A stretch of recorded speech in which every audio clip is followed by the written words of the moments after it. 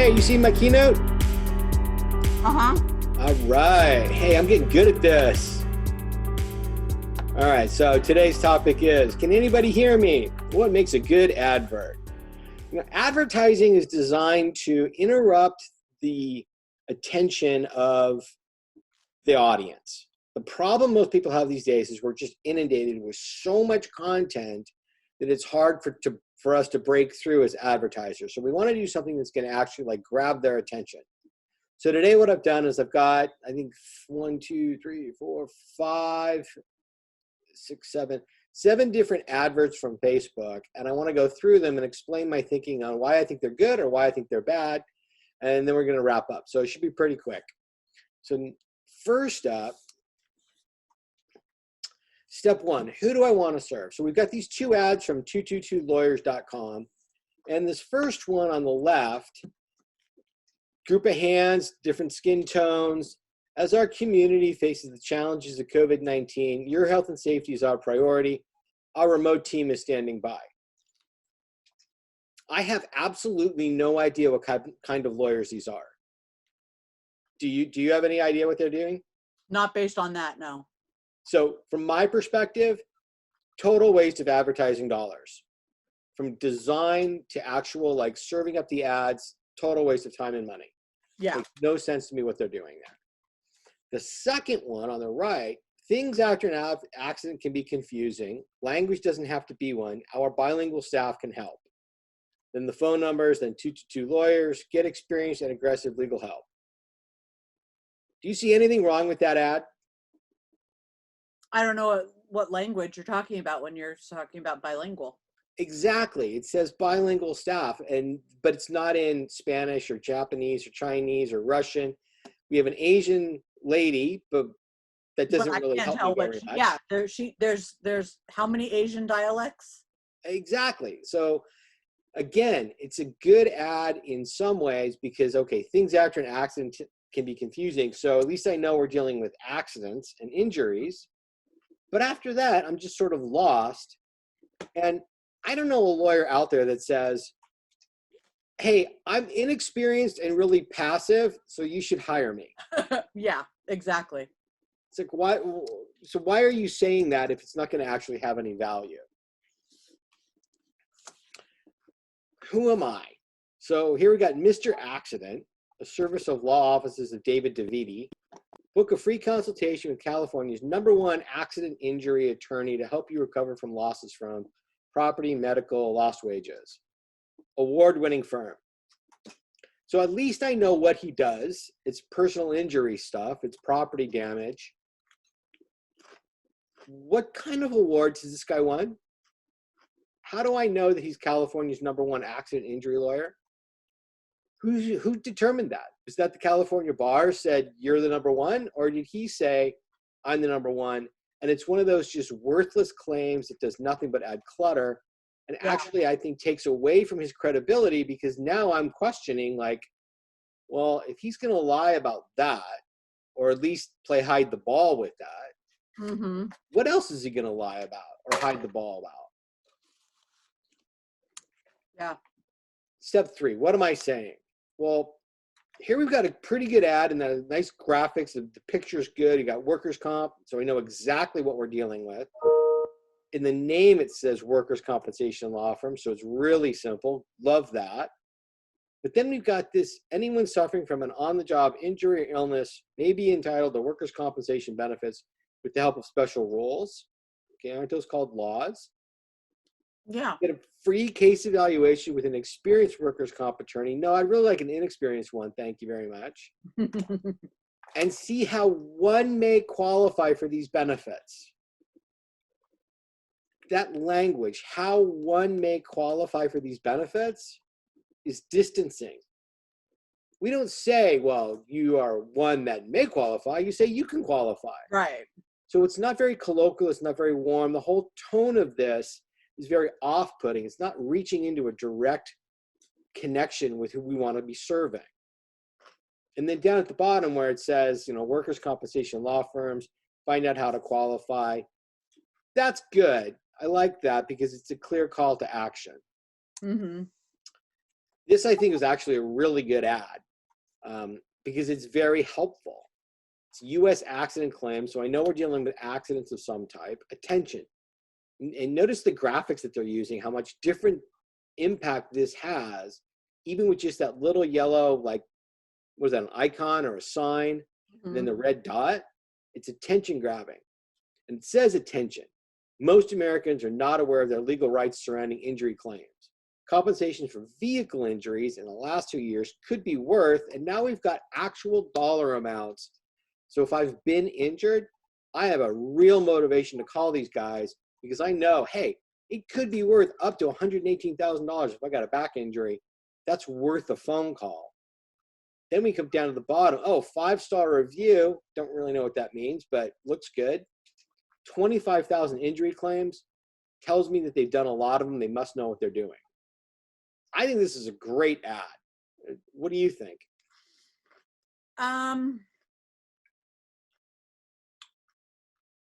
It doesn't, first of all, it doesn't say to me that it's a law firm. It kind of screams mill to me. Okay. In a way. Yeah.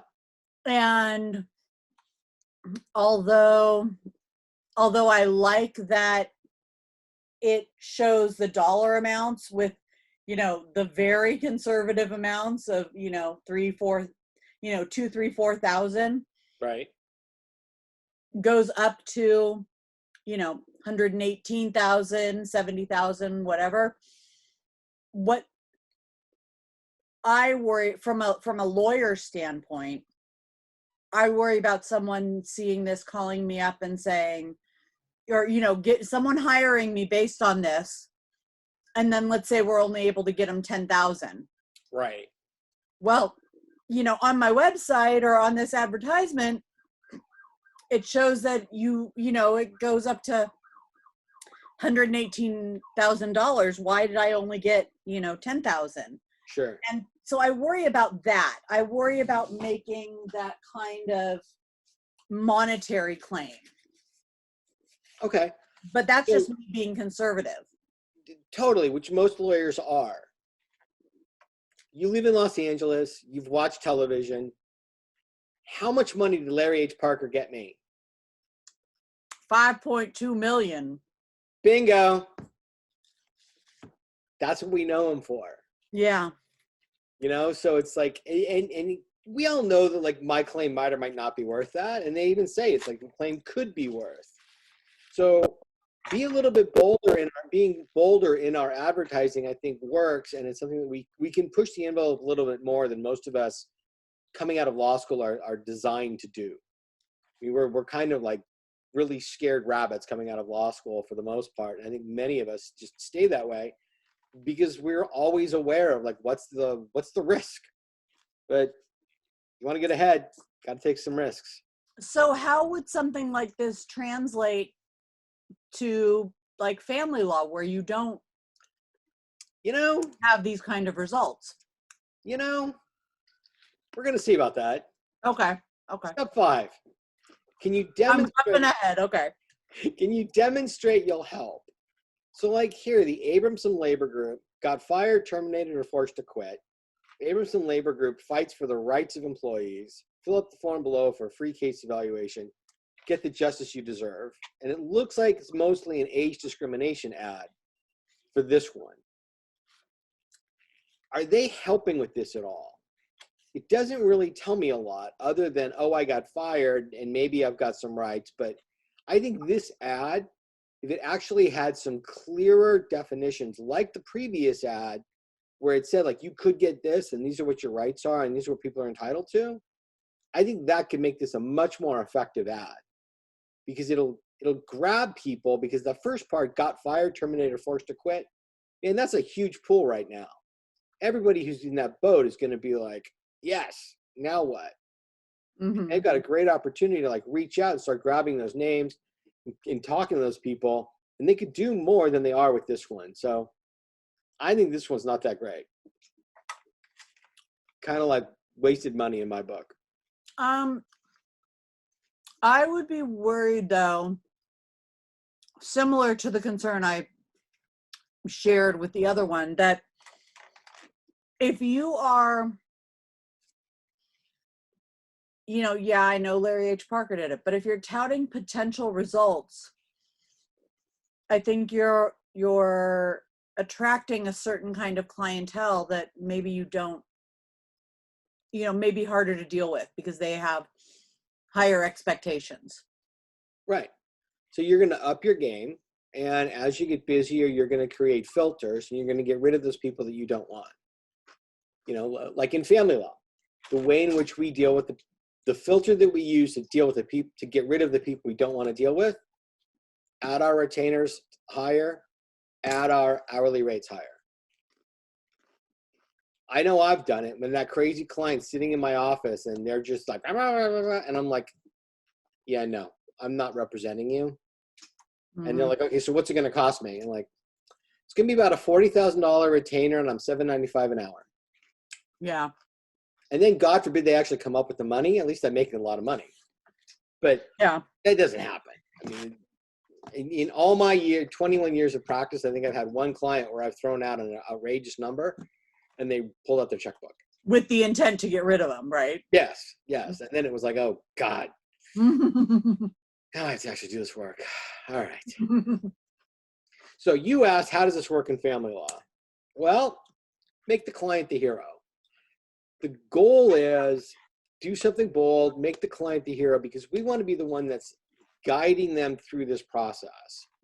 So we want them to be more Luke Skywalker and us to be more Yoda. So in this one, here's men's family law.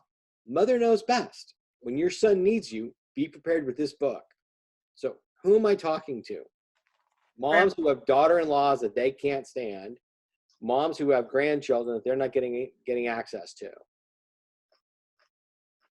They're the hero because they're going to have the preparation when their son needs them.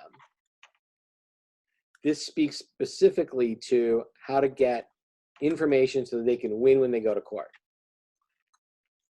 Does that make sense? Oh, yeah. Okay. This, by the way, started running yesterday.